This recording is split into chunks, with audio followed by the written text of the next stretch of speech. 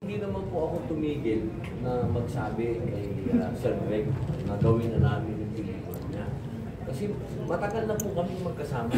Si Sir Greg, ako po talagang taga-sunod niya. Isa po ang pinuno namin. Hindi po ako bumabaklas sa kanya magmula noon hanggang ngayon. Kaya lagi po yan. Nung huli po kami magkasama, nag-dinner kami.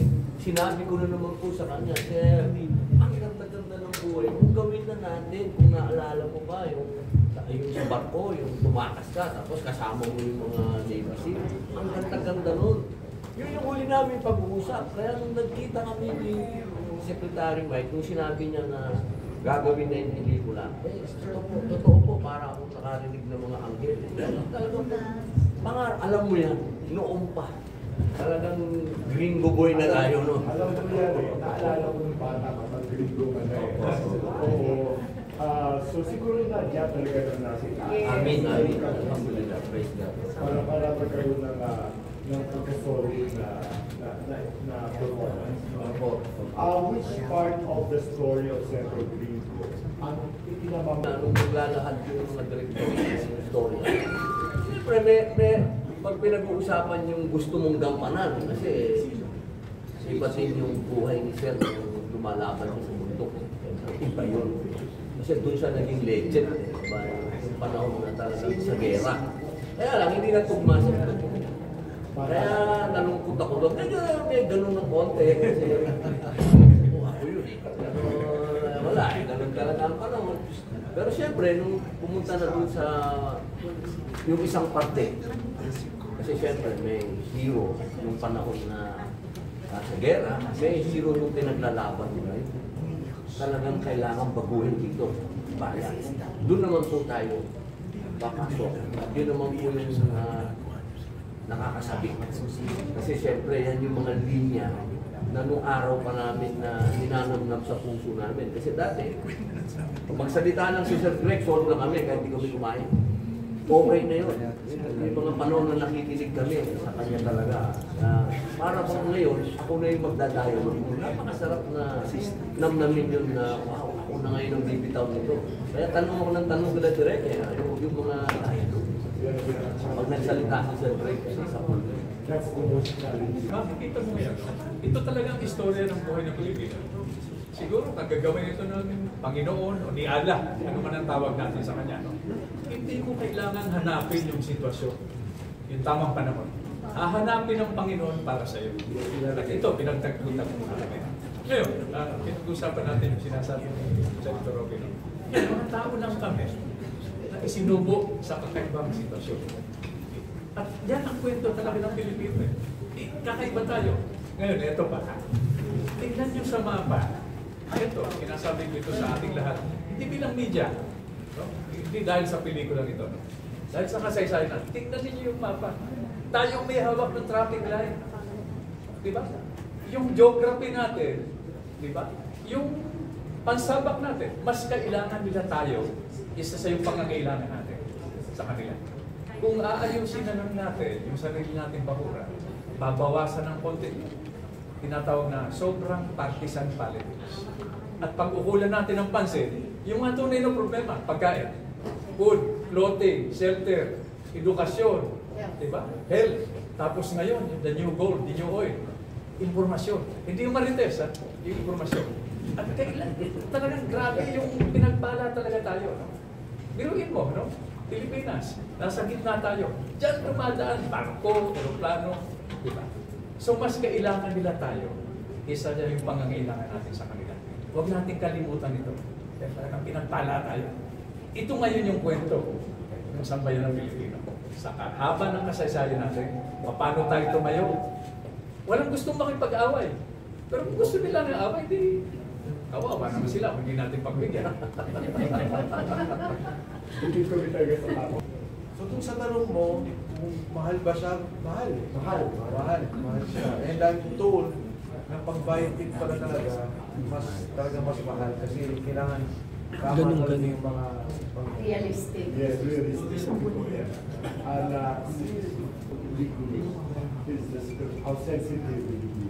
Will you follow all the details religiously or what? bilang manunulat, no, kinukonsider kong malaking karangalan ito na mailahad ang kwento ni Senator Gringo. No? Medyo familiar ako sa bahagi ng ating kasaysayan dahil una naisulat ko na ang talambuhay ni Senator, ng yumawang Senator na Adolfo Biason. So, at maganda yung relasyon nila, makulay, sabihin na natin parang may punto na magkaaway sila, magkaribal, magkaiba ng kampo. Pero actually, ano lang filosofiya lang yung pinaglalabanan nila. Pagdating sa puso, pareho silang pareho silang PMA. Pag PMA ka, lista kayo na malalim ang pinagsamahan yun, hindi mawawala. Mahirap ito. Mas mahirap itong sulat dahil gradual yung pagsulat ko, bawat parte ng script kinukonsulta sa subject. So, ng action. Ang laki ng gastos. Direct ni Joker kasi nila nakahook up po sa audio ko. Apo? Attorney, ano sinasabi mo? Bilang gumawa ng pelikula. Yan. Lalo na ng action. Pero kung iniwala ko na hindi mo natin kaya sabayan ng CGI ng iba na gastos. Pero working in a... Sino ba itong kailan namatay na ano? Sa mga SSX, sa mga SSX. Ilang naman, Hindi ilang lang namatay. Si Angela sana Mori. masasabot na natin. So, nakakabawa ko sila nagigigil dito before nilagay yung pusadas. So, action din. Kaya, alam mo, naranasan sa pagbubuhan ng action. Kaya medyo, open na po sa ganun. Yun nga lang, medyo kumakain ng oras at bilang mga workers sa pelikula, ang gusto ko lang po, support po natin yung bill na isa sa mga author si Senator Robin. Yung pong delegacy. Yes, ilang bilyon. Act na yun. Act of Republic Act na yun. Bakas na yun. So yun, supporta po natin lahat ng natin yung Australia. Pero, question siya po ibang mga director kasi nasa group na nagpapilitin ako. Sino doon ang pulis? So yun lang. So sa mga group na yun, sino doon ang pulis na magbabanay? Ay, makasapat na rin ako, no? Direct, sampalin ko na yung presensya ni Senator Robin bilang isa sa ating mga pinagtititaganan ng mga elder statesman sa Senado. As Senator Robin, meron pong dalawang separate bills na nag-akda po ang ating mga kasamaan sa industriya, si Senators Jinggoy Estrada at Pong Revilla. Tapusin na natin yun. Hindi ko yan.